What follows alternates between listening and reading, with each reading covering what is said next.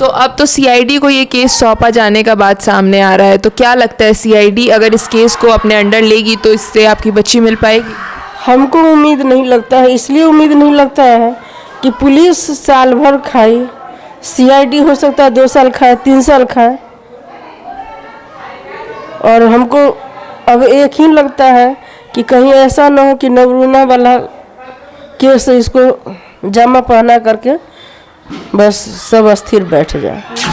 Police अगर चाहती, आज भी पुलिस चाहेगी तो हमारी बेटी हमारे सामने होगी। कभी कभी डर ऐसा लगता है कि कहीं ऐसा ना हो कि नवरूना कांड की तरह यह भी दबा दिया जाए। रेड लाइट एरिया पुलिस के द्वारा खंगाला गया है। जो बयान पुलिस ली है उसमें वह लड़का कबूल भी किया है कि हाँ हम लड़की को पहुंचाया है, लेकिन नाम हमको नहीं मालूम है।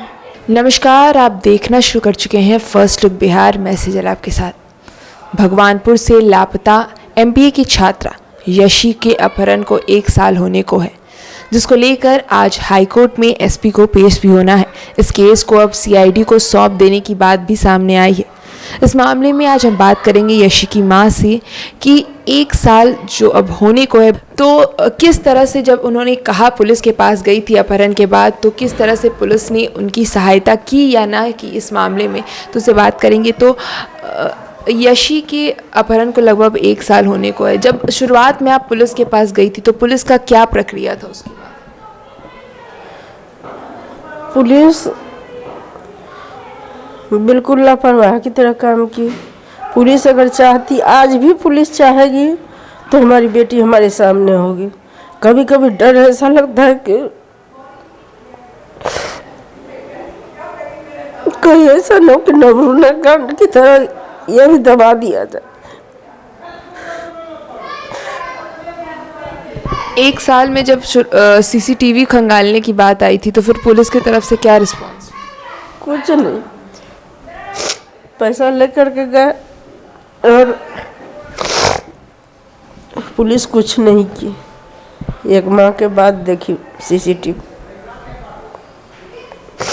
भगवानपुर चौक का सीसीटीवी खंगाला गया कि नहीं? नहीं। बीच में बात आई थी कि पुलिस द्वारा कहा गया था कि आपकी बच्ची को रेड लाइट एरिया में बेच देने की बात भी कही गई थी, जिसके बाद भी छानबीन की गई, ऐसी बातें आई थी अखबारों में। तो उस पर आप जमीनी स्तर पर क्या? रेड लाइट एरिया पुलिस के द्वारा खंगाला गया है। जो बयान पुलिस ली है उसमें वह लड़का कबूल भी किया है कि हाँ हम लड़की को पहुंचाया है, लेकिन नाम हमको नहीं मालूम है। तो वो लड़की को पुलिस ने पकड़ा है जिसने कबूल? नहीं, केवल 2 लड़की पकड़ी गई थी और दोनों को छोड़ दिया गया।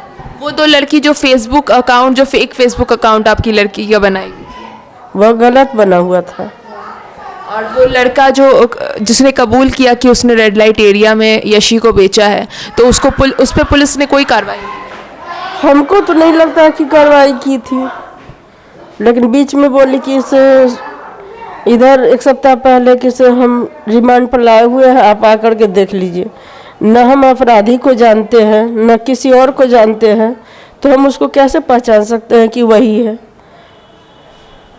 तो पुलिस ने किस बुनियाद पर ये कहा था कि मतलब उनसे रेड लाइट, उसके बाद फिर आपकी बच्ची का कुछ पता भी नहीं लग पाया, और आज हाई कोर्ट में जब एसपी को पेश करने की बात सामने आई है तो एसपी ने वो भी कहा है कि 50,000 का इनाम भी घोषित किया आपकी बच्ची के मिलने पर। मिली कहाँ है जो कि इनाम घोषित हुआ?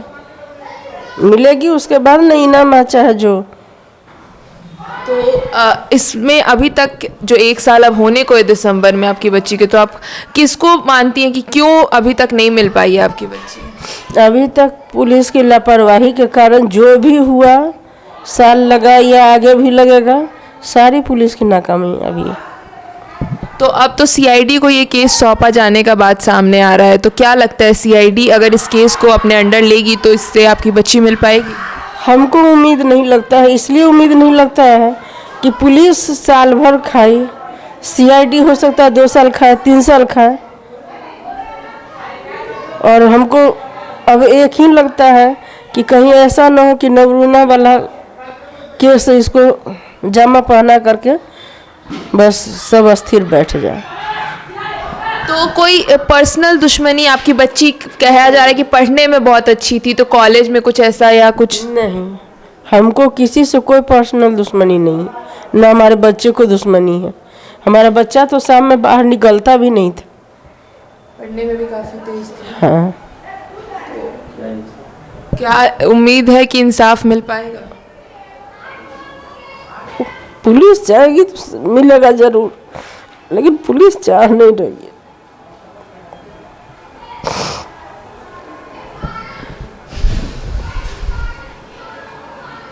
इसके साथ आपको क्या लगता है कि मतलब आज एसपी को पेश होना है हाई कोर्ट में, तो क्या एसपी पे ही कार्रवाई होगी, क्योंकि 1 साल लगभग होने को और एसपी या और भी पुलिस प्रशासन के द्वारा कोई कार्रवाई नहीं की है इस मामले में? ये हम नहीं बता सकते हैं, ये कोर्ट ही बताएगा, क्योंकि अभी तक हमको कोई जानकारी नहीं है क्या कार्रवाई हुई क्या नहीं हुई।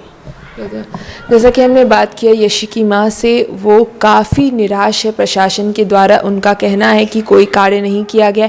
अगर प्रशासन चाहती तो उनकी बेटी अभी तक उनको मिल चुकी होती। उनका पूरा मामला है कि ये सारी प्रशासन की नाकामयाबी का नतीजा है, जो अभी तक उनकी बेटी 1 साल होने को है, जो अब तक नहीं मिल पाई है।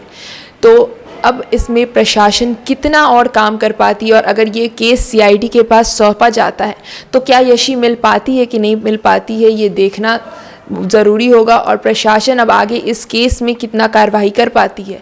उनकी मां का ये भी कहना है कि उन्हें ये डर सता रहा है कि कहीं ये केस नवरूना कांड की ओर मोड़ ना ले ले।